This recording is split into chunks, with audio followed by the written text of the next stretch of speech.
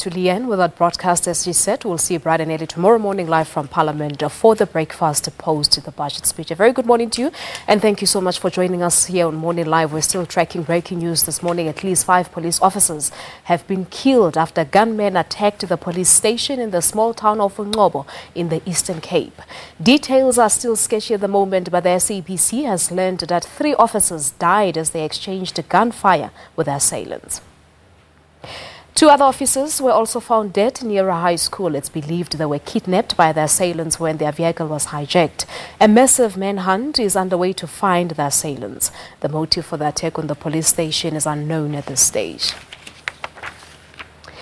And for more on the police shooting, let us once again speak to our reporter who is currently on the scene, Zimkita Manginana. Zimkita, very good morning to you once again. What do you have for us? Are police any closer to finding the suspects? Welcome back to Ngcobo, Palesa. But what I can tell you is that the number of people who were killed in relation to that incident has now increased to 6, as we have learned that there is a retired soldier who heard the gunshots as they were continuing last night and went out of his yard and was unfortunately killed on the spot. So that then brings the number of people killed in relation to this incident to 6, including the 5 officers that were killed. At this stage, no leads have been made by police in time to find the perpetrators who are linked to this incident. What I can also mention too is that I'm seeing 2 shops that are opening as I'm speaking to you now. It was a little bit quiet earlier on, and we see other shops are still closed that usually open at 7.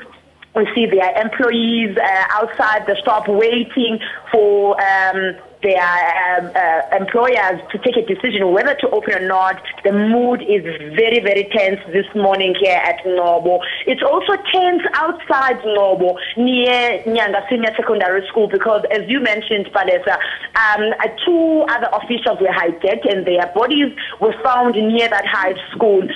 So it's a tense area in and around Ngcobo because of this incident. Zimkita, we understand that firearms were also stolen from the police station during the attack. In terms of the motive, what are the police officers currently at the scene saying? Do we know the motive behind the attack? At this stage, they are only guessing that the motive could be taking the firearms, as they managed to do that because after they attacked the police station and killed the officials, they then allegedly went into a nearby bank and bombed the ATM. It's not known at the stage whether they managed to take money from that ATM. It is at that point where they met the other 2 officials who were responding to that ATM bombing, and then they hijacked them and then killed them outside town.